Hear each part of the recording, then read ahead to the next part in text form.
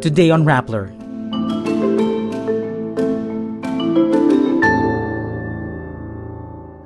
LTO records show Bamban Mayor Alice Guo has at least 12 vehicles registered to her name, at least 2 of them luxury cars. Mayor Alice Guo tries to explain her inability to recall her past, saying she is a love child. Former Western Command Chief Alberto Carlos denies entering into any deal with China. Ireland is set to recognize Palestine as a state. And a Singapore Airlines flight is hit by heavy turbulence, leaving dozens injured and 1 dead.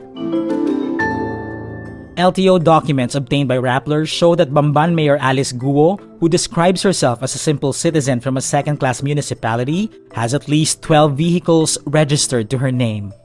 A source familiar with the car trading industry estimates her cars could be worth more than 19 million pesos. The Toyota Land Cruiser and the Jeep Gladiator Sport alone could be worth more than 4 million pesos each. In an interview with ABS-CBN's Karen Davila, Guo denies owning the McLaren luxury car that she entered in a car show. Guo is also an incorporator and major shareholder of at least 11 companies, among these a car dealership. Guo is being investigated by the Senate for her alleged ties to Philippine Offshore Gaming Operations or POGO, as well as criminals. With Guo's sketchy background, Senator Risa Ontiveros also wondered whether she might be a Chinese asset. Bamban Mayor Alice Guo tries to explain her inability to recall her past. In an interview with ABS-CBN's Karen Davila, she says she is the love child of her Chinese father Angelito Guo and Filipina house helper Amelia Leal. Teary-eyed, Guo says she was too embarrassed to reveal her mother's work in the Senate hearing. Guo claims her father hid her true identity and kept her secluded on their hog racing farm. She says, "I blanked out," referring to the inconsistencies in her testimony. Ako po ay isang Filipino at hindi po ako spy. Thank you. Guo was part owner of Baofu Land, the landlord for 2 rated offshore gaming operations, Hongsheng Gaming Technology and Zun Yuan. Guo claims she divested from Baofu before joining politics. She maintains she is not involved with any POGO, but Senator Risa Ontiveros says the paper trail indicates Guo is the current head of Hongsheng. Former Western Command Chief Vice Admiral Alberto Carlos tells the Senate he did not enter into any secret deals in a call with a Chinese military attaché named Colonel Lee. China claims a deal for a new model meant to govern the activities of the 2 countries in the West Philippine Sea was sealed with Carlos.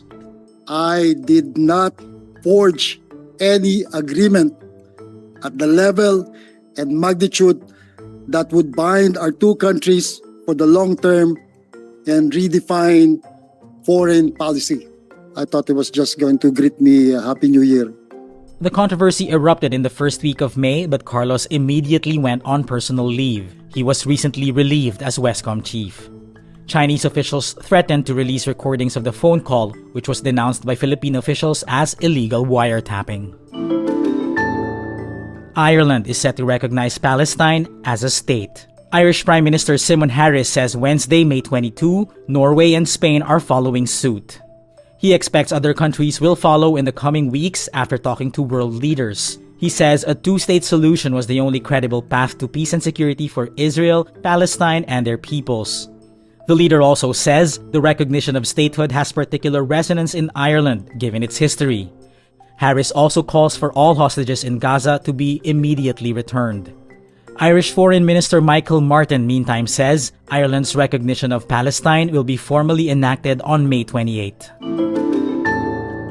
More than 140 passengers and crew from a Singapore Airlines flight hit by heavy turbulence that left dozens injured and 1 dead reached Singapore Wednesday morning, May 22, after an emergency landing in Bangkok. The scheduled London-Singapore flight on a Boeing 777-300ER plane diverted to Bangkok after the plane was buffeted by turbulence.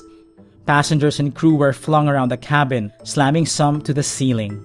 A 73-year-old British passenger died of a suspected heart attack, and at least 30 people were injured. Photographs from the interior of the plane show gashes in the overhead cabin panels, oxygen masks and panels hanging from the ceiling, and luggage strewn around.